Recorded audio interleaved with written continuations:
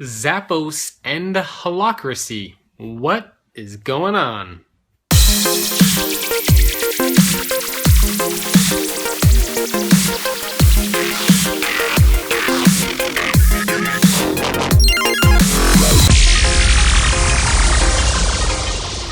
Hello everyone, welcome to another episode of The Future in 5. My name is Jacob Morgan. This is where I share my thoughts, ideas, and of course commentary on the future of work in 5 minutes or less. You may have heard some of the recent news about Zappos and Holacracy and the fact that hundreds of employees are leaving the 1,500 person company as a result of this thing called Holacracy. So what is Holacracy? So first, let me say that I am not a Holacracy expert. I'm not affiliated with Holacracy. I don't know people, and I haven't been speaking with people that work directly at Zappos. This is just my ideas, my thoughts on what I'm seeing. So for those of you that haven't been following the story, basically what happened is Zappos announced that they are going to redesign their management structure. They're going to implement something called Holacracy. If you want to learn more about Holacracy, I just recommend that you Google it. It is Holacracy, Holacracy. And you can learn more about it. There's some cool visuals and graphics. But it's basically a new form of structure for the organization, which allows for more distributed decision making. And it is essentially a hierarchy of circles or groups. And these circles are, they work with other circles. Each circle has what's called a lead link that then connects with other circles. I mean, there's a lot going on there. They have meetings to process tensions, what they like to call. But anyway, beside the point. So check out Holacracy. You can learn more about that and make your own decision around whether or not that's something that you think would be valuable at your company. So basically what happened is the CEO of Zappos, Tony Hsieh, said, okay, we're going to implement Holacracy at our company. And he gave people an incentive to leave. And he said, look, we're going to change this. We're going to change Zappos around. And if you don't like this approach that we're going to be taking, we will give you, I think it was a 3-month severance package to leave. And I think 14 or 15% of the employees as of now have taken that severance package. So it's around 200 plus employees out of the 1,500 person company. And I got a couple emails, a couple of tweets asking me what I thought about Holacracy and what I thought about this whole thing that Zappos was doing. So I already gave you the sort of caveat that I don't know the inner workings of Zappos. In general, my thoughts are as follows. It's important to remember that Zappos is the largest organization to date that I am aware of that has tried to or is implementing Holacracy. There are a couple other organizations I know that have been doing this. Medium is a good example of one, the publishing platform. They are also holacratic, so to speak. But for the most part, large organizations are not going down this path. Like I said, Zappos, 1,500 people, they are the largest organization that's doing this. Now, in general, my thoughts are a little mixed. Now, I think Holacracy is an interesting model. However, it assumes that the organization is having trouble because of the structure. In other words, it assumes that hierarchy is the problem. It assumes that the structure is the problem.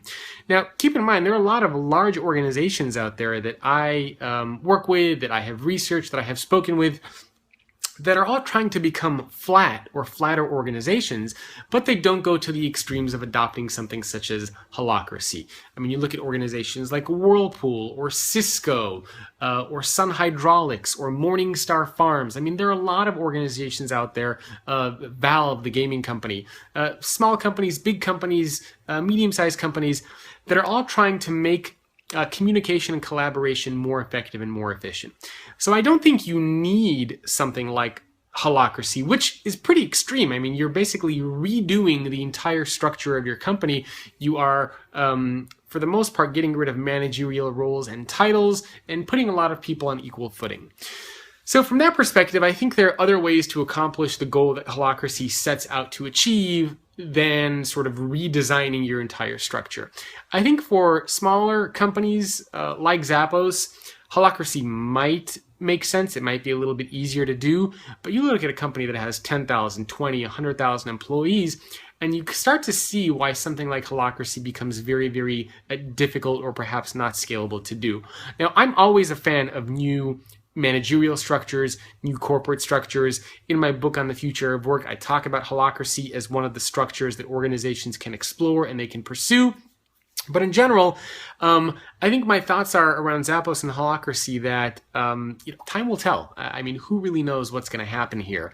I don't know why that decision was made at Zappos. I don't know how they have been implementing this over the past year or so, but it kind of makes you wonder, is it worth it? Is it worth losing 210 or 200 employees from your organization to go about implementing this new type of a managerial structure? And what does that tell you, the fact that 200 plus employees are leaving? Again, I think time will tell. I don't believe that you have to implement something like Holacracy. I think Zappos certainly had a lot of other options that they could have explored and pursued. Certainly, a lot of the organizations that I speak with are trying to achieve the same goal, right? I mean, they're trying to allow for distributed decision making. They're trying to allow for more communication and collaboration, but they're not going to the extremes of saying, all right, we're going to rethink everything. We're going to throw managers out the window. We're going to have, instead of a hierarchy, we're going to form this entire new structure. It's much harder to do something like that after your company has already been operating a certain way, right? If you just start a company with this new type of a structure and it grows and scales based on something like Holacracy, that's much easier. But if you go into an organization that already has hundreds or thousands of people and then say, okay, we're going to take what you have been doing over the past decade and we're going to completely redo it, that becomes much more of a challenge. However, having said that, we do need to give the folks at Zappos some credit. I mean, clearly they thought about this and they decided that the company is at a point where they need to do something drastic or something important to try to make this change. So time will tell. I mean, maybe this is a big growth strategy for them. Maybe they want to go from 1,500 employees to 10,000 employees, and they want to use Holacracy as the base. Who knows? Nobody knows except for probably most people at the executive team there.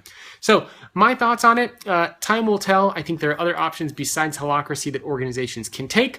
I think organizations should look at Holacracy just to learn about what it is. There might be some principles that they can take and apply. I think you watching this should also learn about Holacracy. Check it out. Let me know what you think.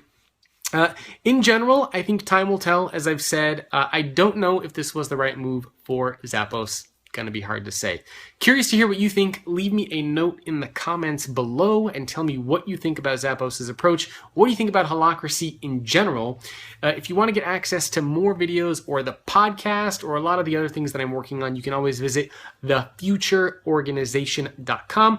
A couple people have also been asking me if they can send me questions to talk about. Yes, you can. You can either email me, jacob@thefutureorganization.com, or you can send me a tweet. I'm @JacobM, and then maybe I'll just do a separate show where I answer a bunch of questions related to the future of work.